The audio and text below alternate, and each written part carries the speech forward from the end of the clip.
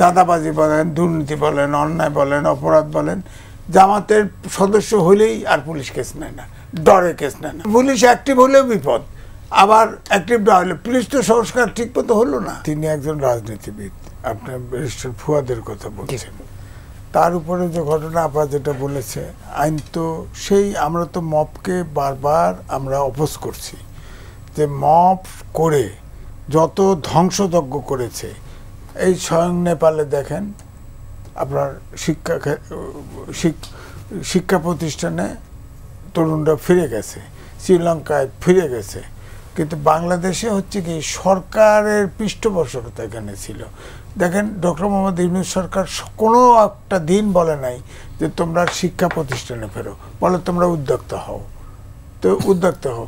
এখন ছাত্রদের যে এই যে মনোজগৎ পরিবর্তন মব করতে গিয়ে এই জাতিটাকে যে নষ্ট করে দেওয়া হয়েছে, ক্লাস 7 থেকে বা 6 থেকে মাস্টার্স পর্যন্ত ছাত্ররা এই মুভমেন্টে ছিল, তাদের মনোজগতে পুরো পরিবর্তন হয়ে গেছে। আপনি দেখেন তারা শিক্ষার ক্ষেত্রে খুব একটা মানে আগ্রহী না, তারা একবারে মন্ত্রী হইতে চায়, একবারে এমপি হইতে চায়, এরকম একটা। আগে তো কোঠার ভিতরে নাই। তারপরে দেখেন এখন যেটা বললো রতন ভাইও বললেন, দেখেন এখন অর্ডিনারি শিক্ষার কোনো দাম নেই, কারণ চতুর্থ উচ্চ মানের আপনার স্বয়ংক্রিয়তার যুগে এখন আছি। প্রবাসের আমাদের যে জিডিপিতে কন্ট্রিবিউশন, ধরেন গার্মেন্টস, প্রবাসী, তারপরে কৃষি, সার্ভিস সেক্টর, প্রধান এই চারটে জায়গায় কিন্তু শ্রমিক বেস্ট। এই শ্রমিক ইতিমধ্যে গার্মেন্টস 2টা রোবট চালাচ্ছে, কর্মী নাই। এখন প্রবাসে যত লোক গেছে এই বিজ্ঞানের যুগে প্রযুক্তি, উচ্চ মানের প্রযুক্তির পেছনের লোক দরকার, এই প্রযুক্তির পেছনের লোক তৈরি করা হচ্ছে না। 11টা সংস্কার কমিশন করা হয়েছে, শিক্ষা খাতে কোনো সংস্কার কমিশন নাই।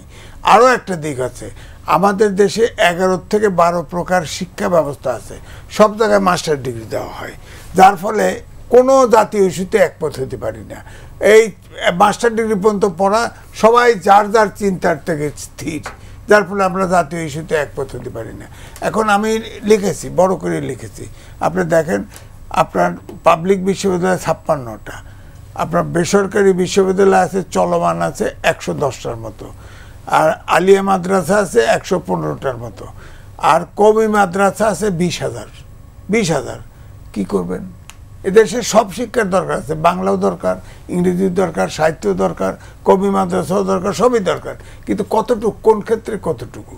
হ্যাঁ, আমার কথা হলো প্রয়োজনীয় শিক্ষা। আমরা যেহেতু ঘনবসতির দেশ, আমরা তো প্রবাসের লোক পাঠাবো, তাদেরকে ওইভাবে তো মানব সম্পদ, যেটা রতন ভাই বললো, আমাদের কিন্তু মানব সম্পদ হচ্ছে না। বাবুগঞ্জের ঘটনায় বিএনপির ভোট কমলো। হ্যাঁ, ভোট তো কমবেই। বাবুগঞ্জের ব্যাপারে এটা তো মবকে তো আমরা নিন্দা, এখন তো আমরা এন্ডোর্স করছি না। এটা তো মব যেখানে হয়েছে, এই যে ধরেন আপনার ছাত্ররা যে মবগুলো করছে শুরুর থেকে, কেউ কি আমরা সমর্থন করেছি? তাতে করে দেখেন মব নানান রকম তাদের বিতর্কিত জোরাতের পরে এখন তাদের অবস্থাটা আগের মতো নাই। তারা কেমোথেরাপি খাইতে খাইতে ছোট হয়ে গেছে না? ছোট হয়ে গেছে। তো মব তো কোনো ধরেন, এই ডক্টর মোহাম্মদ ইউনূস আপনি খেয়াল করেন, যখন আপনার বুলডোজার দিয়ে 32 নম্বর ভেঙে দেওয়া হইল, প্রতিবাদ করেছে? করে নাই। শেষে নিবু প্রতিবাদ করেছে। আপনি ওটাকে অন্যভাবে ইউজ করতে পারতেন, হ্যাঁ, অন্যভাবে ওইটাকে প্রতীকী হিসেবে ব্যবহার করতে পারতেন। বুলডোজার লাগালেন কেন? এটা তো মানুষের মনোজগতের পরিবর্তন, সব কিছুতে শক্তি। আমি উদাহরণ দিই, দেখেন আপনি তো সাংবাদিক, এই বৈষম্য বিরোধী ছাত্র যখন ছিল, এনসিপি ছিল না, তখন প্রেস ক্লাবে এসে বসে এরা ফেসিবাদের দোষর লিস্ট দিয়ে গেছে, মেম্বারশিপ চলে গেছে। বলেন কি করে হয়? বলেন। আমার কথা হলো সাংবাদিক কিন্তু ফৌজদারি অপরাধের বাইরে নয়, তারা অপরাধ করছে, অনেকে টাকা আলা হয়েছে, বিচার হোক, সমস্যা নাই। তাদের 200-র মতো সাংবাদিক গ্রেপ্তার হয়েছে, তাদের হিয়ারিং হয় না, শুনানি হয় না, সব জেলে থাকে। আবার খুনের মামলাও দিয়ে দিচ্ছে সাথে, আর বেল দেয় না। বলেন। এখন ধরেন যেটা বিএনপি এবং জামাতের ক্ষেত্রে হয়েছে, যেসব জায়গায় চাঁদাবাজি বলেন, দুর্নীতি বলেন, অন্যায় বলেন, অপরাধ বলেন, জামাতের সদস্য হলেই আর পুলিশ কেস নেয় না, ডরে কেস নেয় না। বিএনপি হলেই আর কেস নেয় না। পরিস্থিতিটা এমন, মনে হয় দুই পক্ষই ক্ষমতায় আছে। ব্যাপারটা এরকম। পুলিশের আছে না, এখনও তো তারা টমার থেকে বেরোতে পারে নাই। তারপরে দেখেন আগের মতোই কেস, একজন একজন খুন হয়েছে, দেখবেন এর ভিতরে 500 বেনামি আছে এখনো। অনেক জায়গায় আছে কেস, আমি জানি আমার শ্বশুরবাড়ির এলাকায় কেস হয়েছে, তার 13 মাস পরে একই কেস আবার হয়েছে, আরেক থানায় হয়েছে, এবং বড় বড় ব্যবসায়ীদের কেসে জুড়ে দিছে, যাতে করে পরিস্থিতির বদল হলো না, যাতে পয়সা খাইতে পারে। পুলিশ তো আগের মতো হচ্ছে, পুলিশ অ্যাক্টিভ হলেও বিপদ, আবার অ্যাক্টিভ না হলে পুলিশ তো সংস্কার ঠিক মতো হলো না।